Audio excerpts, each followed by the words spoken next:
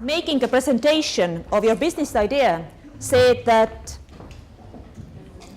there is no competitors and we don't have competition. And even if you think that you don't have a competition on site, somebody of you said that we don't have competition in Georgia, but the only competitors come from Ukraine. So if you are in the business where the Ukrainian companies can compete with you on the Georgian market, they are your competitors.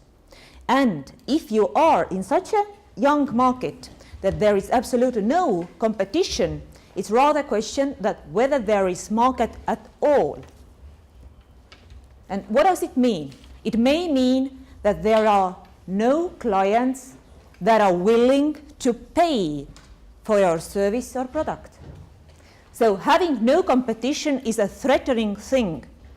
If the service or the product that you are willing to offer is something that is desired by your customers, there should be competition. Or there's a case that the competition is not yet there until you enter the market and you prove that something you provide as a service or product is desirable and can generate revenues and profits, there will be competition. So the competition is not only the players that are currently on the same market, but also the players that can enter the market that you are willing to maintain your market share on. Another issue, if you say there is no competition, just imagine that there's a case that somebody wants to renovate an apartment and there's nobody to offer that service. And then a guy stands up and says, I will do it, for example, and I will ask like, I don't know, 1,000 laris for that. And then there's always a question that whether do it yourself is also one source of competition. And in certain cases, there are even two sources of a competition that you don't think about. One is do it yourself, so that somebody does prefer to do the things by themselves if it's a service. Or another thing regarding the competition is that don't do it at all. So that it may be that something that you desire to provide does not have any competition or any market because nobody really cares about that. So usually there is no such a thing as no competition, and if there is no competition, be aware whether there is market at all. Next thing, as I said, there is no market without a customer. So that if somebody talks about market research or market analysis, and then it will be like political environment, economic environment, legal environment, that is all true. But all your market starts with your customer. And that's a question what you have to ask. What is my market? Who are my customers? These are the most important questions you have to ask. In some of your idea descriptions, some people have described their markets in more details by profiling the customers. I really like the description that was made by Dessert Shop. So, your description, how did you outline who are your competitors and what is your market? But you all can go much, much deeper with profiling your customers than you presented today. That is your most important task, to understand who is your customer. You have to ask, do you have any existing clients? Or how big is really the problem that you are solving for them? I was asking from a couple of you while making a presentation that, is it really a problem or do they want to pay for it? Think about if you do or provide something as a product or as a service, and you do it because you want to supply something, then you have to be sure that also there is demand for that somebody wants to have that product or service. Can you quantify the problem that the customer has? And is that problem really worth of solving? Is it a painkiller or is it a vitamin? So that if you think that if you provide a product or a service to somebody, do they have really pay for that? Or otherwise they will feel really painful? Or is it just something nice to have? And if that is something that is nice to have, why should they pay for that? Whether it makes them look nice, whether it makes them feel nice, whether it gives them some more credit. You have to understand why your customer can be profiled based on their behavior. And when I say that, you have to also understand that if there are any competitors coming to the market, you also have to think how long is your business lasting? So that is it just one off case? Is it just 3 months case? Will there be enough paying customers for 1 year? Or whether you build up a company for several years, for a 10 years perspective. And that's really important to keep in mind when you define the market. That is a customer discovery process as a circle. First, you state a hypothesis. I want to sell or to provide something to satisfy some customers' needs. Then you go out and you test the problem, whether the problem is really there. And the problem means that somebody sees it as something that they are willing to pay for. And that is customer discovery. Who is the client or who is the customer? What is the problem? And how worth is the problem to be solved? And then you test whether your solution, the service or the product that you are providing, really kills the pain. If not, you go back and you find a better solution for that. Or you just decide that that's not worth of doing. But if you have stated a right hypothesis, then most probably you will have the paying customer. So, one of the key things to remember regarding defining your market is get the customers talk, not you. That is to keep in mind when you try to understand your market. If you go out there and you have a mindset that you have something that is so good that everybody has to buy it, and you have that attitude at the same time, you listen only to the response that you want to hear. And in reality, it figures out that the customers have told you something that is different, but you didn't hear that because you had the mindset to listen and to hear what you wanted to hear. So that's important. You list the problems, you look at the market, what are the today's solutions for those problems, and you think through whether your hypothesis, how to solve the problem, will be competing and will overcome the today's solution.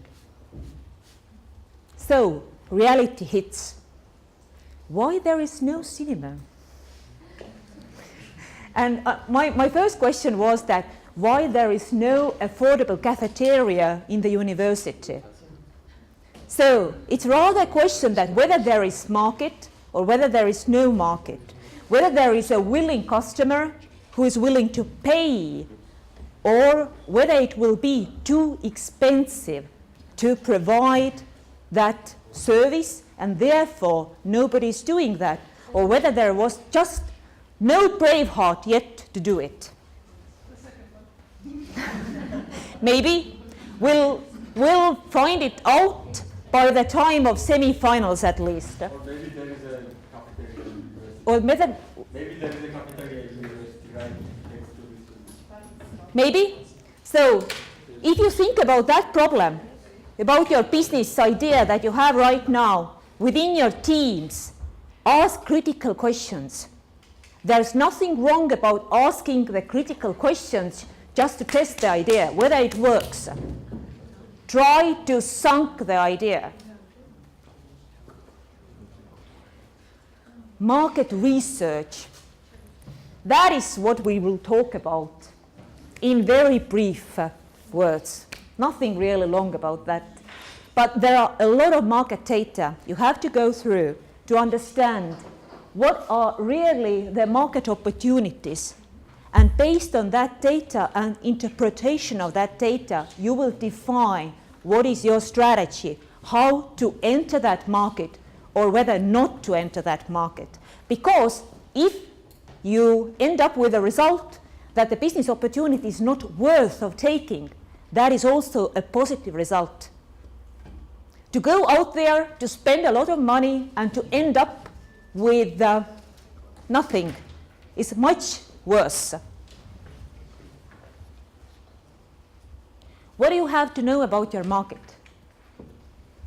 Definitely industry description and outlook are important, but you have to focus on a manageable size of your market.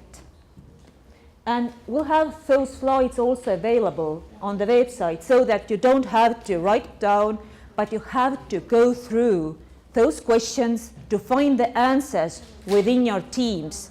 And that will be a part of your homework.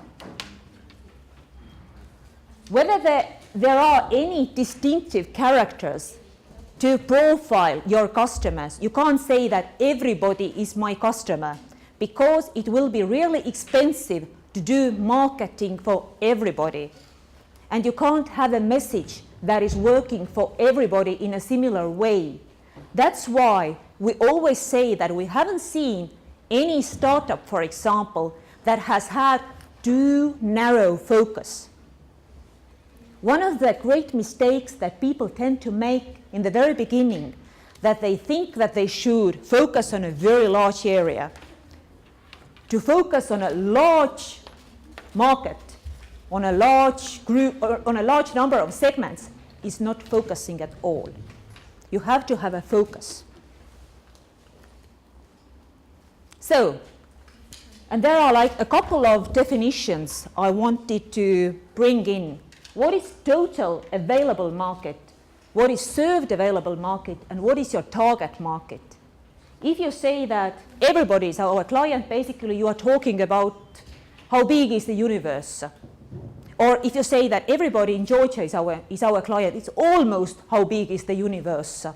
Because it can't be that a baby and a grandmother somewhere in the rural area are similarly your clients. And served available market is basically that how many can you reach with your sales channels. And amongst of those that you can reach, how many decide to give you their bucks in order to buy something you want to offer. That is the main difference to understand the target market and the total market. Definitely you have to define your market so that what is the customer type, what are the customer needs in that segment that you have defined, and whether they really like your product or service, whether they will buy it. Regarding market segmentation, it basically means that you have to slice the market into manageable pieces. Whether it's based on the age, whether it's based on sex, whether it's based on position or disposable income of the people, whether it's private or corporate clients, you have to define it. And segmentation enables you better address your marketing and also better define or fine-tune your service or product. If you know who do you want to sell to, then you most probably will go and ask it, hi Anna, or hi Vaktan, or hi Georgie, what do you want, what characters that service or that product should have in order you will pay for that. That's a key question, not that what would you like to have, but in order you would pay for that, and how much would you pay for that? But in certain cases it is said that that's absolutely insane or not needed to ask from the customer what do they want, because they don't know if you are providing something that is totally new. But in your cases, the old business ideas that were presented here, I couldn't find any that were so new that there was no market for that. It means that you have competition, and it means that your potential customers can reflect about that product or service. If you would have been Steve Jobs, for example, providing a new Apple computer, then it's a case that, perhaps the people don't know what they want to. But I didn't met any of the potential Steve Jobs here today. So,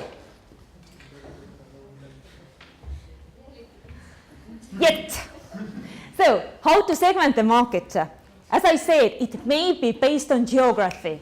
If it's a coffee shop, around the corner coffee shop, then most probably the majority of the customers will be around that neighborhood.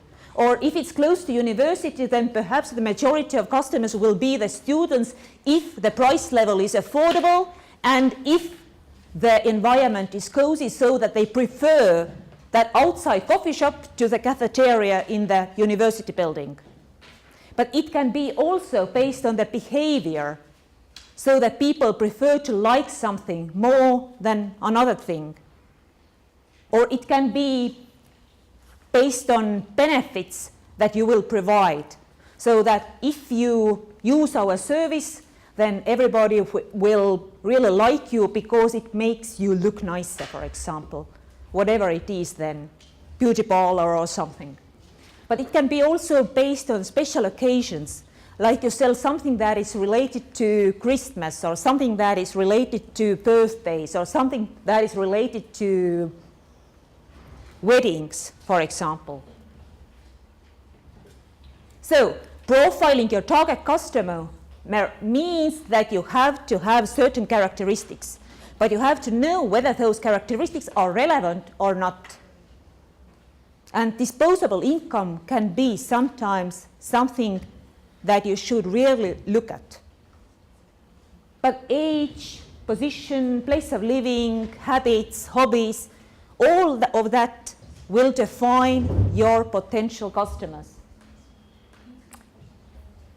Market trends. Also, a couple of words about that. As I said, that it may be, even if you don't have any competitors right now, over time they will emerge. Over time your market will change. You have to be aware of that. What are the influences, or what are the factors that are influencing? For example, when I asked that whether there is internet connection in the rural area, and whether there is television available that can affect the cinema market there, you have to think about that. For example, in the world in general, there is a strong trend that television goes to internet, or all entertainment goes to internet. And therefore, for example, just recently in Estonia, one of the mobile operators declared that they will reduce significantly the volume of their TV advertising because their target group don't look or don't watch the TV anymore. They have to direct their advertising into different channels. So think through, what are those trends that are affecting your business in that specific industry? And that is approximately the way how the customers behave, and also how the products or services develop over the time, and also how the markets behave.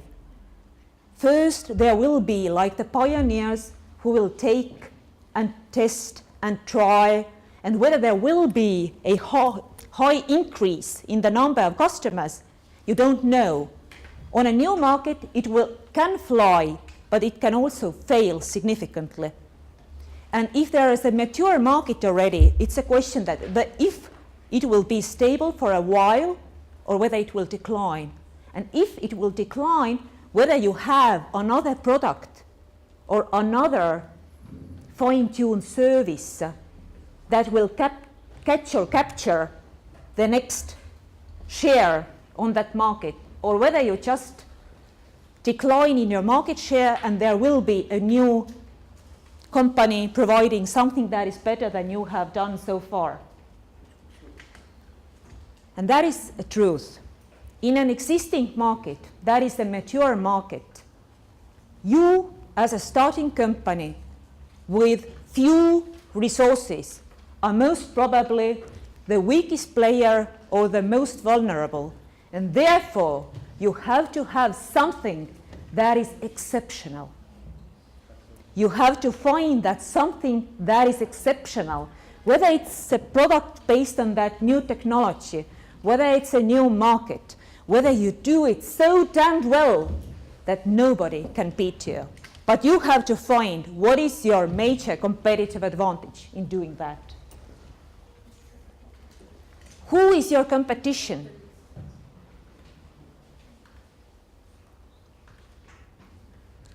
Who are those existing competitors? Who are the potential competitors? And whether there are any sources of do it yourself or don't do it at all. That is your homework, basically, to understand, based on your business ideas as they are right now, to define the competition for your specific cases. And to understand that if you are going to provide a product or service, in which way your service or your product will be better than those currently on the market, or if there are nothing on the market, then perhaps there are some services or some products that are substituting it or satisfying the same need right now in a slightly different way. You have to have advantages, and don't say that we'll provide the best quality at a cheaper price. That's a sort of thing that it's really difficult to be achieved. It's like a law, basically. You can provide a very good service, like the best service, at optimal price. Or you can provide an optimal service at a low price. But to provide the best service at the lowest price, it's really difficult. To cook the real cakes with real natural components, with real butter, and to be cheaper than those who use, I don't know, the margarine or some sort of fat, artificial fat, it's not possible, to be honest. Or you have to work basically without any money or without earning any profits. Think about that. And that comes to the competitive analysis. What is the market share of existing customers? Or if you don't find that there are any existing, sorry, not customers, competitors should be there. And if you see that there are no competitors right now, think about the potential ones. And think also that if there are any competitors, think that how important is the current market for those. Are they going to compete fiercely with you if you are entering the market? Or if you are entering a niche market that is not so important for them, perhaps they don't care so much. But if they care, they'll do some dumping pricing, for example, and it will be really difficult to beat somebody on a price level if they can pressure the price really, really down, and you as a young company have to compete with somebody who is like wealthy and fatty. Are there any barriers to enter for a young company like you are? And can you really overcome those barriers? and whether there is any specific window of opportunity for you to enter that market just at the right time. You have seen definitely, I'm absolutely sure that you have seen the Porter 5 Forces model for industry analysis. If you haven't, I just recommend go to internet and find it for you. Just go it through, think it through. It will help you to understand that whether there are any aspects you haven't paid enough attention to. But the threat of substitutes is one question, and also the threat of new entrants. As I said, that if you enter a new market for somebody who hasn't been there, and it's a juicy market that you can earn profits there, they will come. Definitely they will come to compete with you on the same market. So, if you go out now to do your homework, then there are a lot of different sources of information you can use for data research or market research. Google. Internet is the best resource to go out and to look whether something similar has been done. Not perhaps in Georgia, but definitely, for example, peer-to-peer lending. There are several successful models. Examine those. Try to understand what would you make in a different way and what should be made in a different way, because you can't take it over directly from another market. You have to somehow adapt it to the local circumstances. But definitely, it's really, really difficult to come up with an idea that nobody in the world has never done before. Definitely, you can find some information regarding your industry, regarding the business model, regarding the competitors. If you don't find it in internet, then magazines, newspapers, advertising in newspapers, all kind of information that is provided in the media, basically, whether somebody has opened something somewhere, whether somebody has advertised of, for example, providing some services or products. Be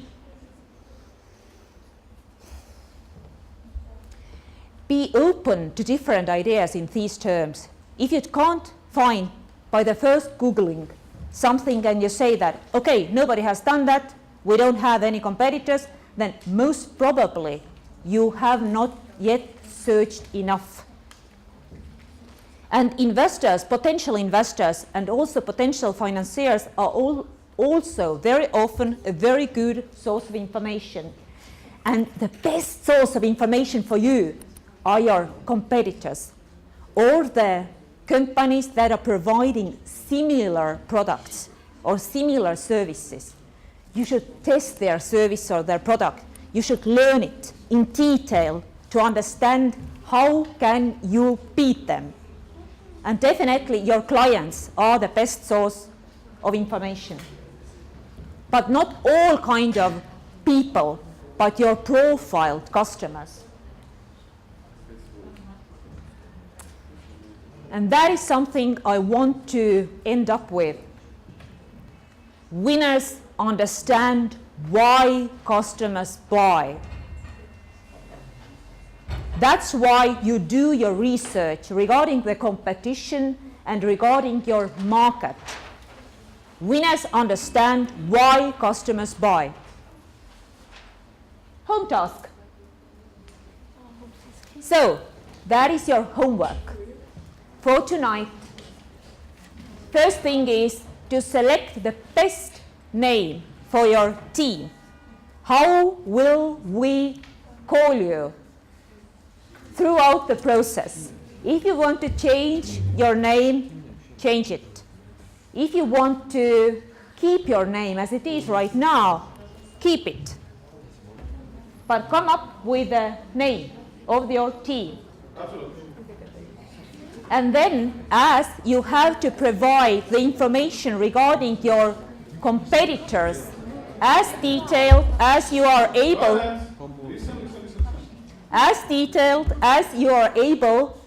to provide it by midnight, then think through what are the major characteristics of your service or product. Otherwise, you can't really compare your product or your service with your potential or probable competitors. And then you have to understand what are the strengths and weaknesses of your competitors. Otherwise, you won't beat them. And then you have to come up, how will you beat them? So, how will you be better than your competitors? What is your competitive advantage?